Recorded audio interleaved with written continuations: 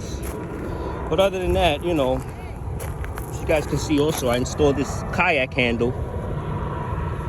And man, it's perfect. But if you plan to do it, like I changed the bolts to longer so it can still catch. And you definitely got to put washers, because if you just put a bolt, it's going to eat through the nylon.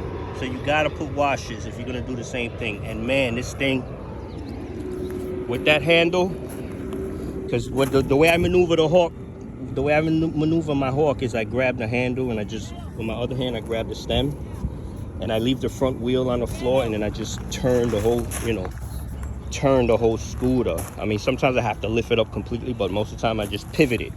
The front tire on the ground, and I'm pivoting the scooter, you know, if I need to turn it around. But other than that, now if you guys notice, I got some pegs also. See the pegs right there?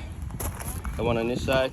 Because if you also look on the YUME America Facebook page, I put a bike seat on the deck for my son.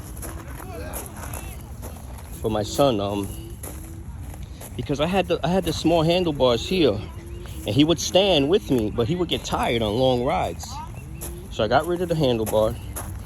I researched on Amazon some bike, you know, toddler bike seats, and I had to look for one that I'm able to mount flush on the deck, because a lot of those bike seats come with big brackets, so they can mount on a bike. So I found one where you bolt with the bracket bolts on the seat. So I was like, all right, let me not bolt on the bracket.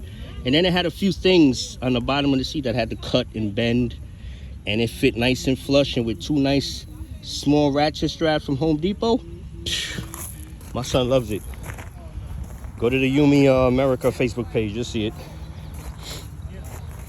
Other than that, I mean, I'm planning to get an e-bike this summer for my wife, because she doesn't want a scooter. She wants to ride a bike. And I'm looking at a few